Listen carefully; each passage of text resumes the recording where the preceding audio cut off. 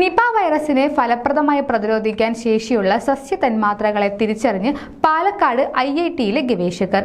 ഇവയുപയോഗിച്ച് നിർമ്മിക്കുന്ന മരുന്നിന് നിലവിൽ നിപ പ്രതിരോധത്തിന് ഉപയോഗിക്കുന്ന മരുന്നിനേക്കാൾ ഫലപ്രദമായി പ്രവർത്തിക്കാനാകുമെന്നാണ് നിഗമനം. മനുഷ്യ ശരീരത്തിനുള്ളിൽ വൈറസ് പെരുകുന്നത് തടയാൻ ഇവയ്ക്ക് കഴിയുമെന്നാണ് ശാസ്ത്രജ്ഞർ പറയുന്നത്.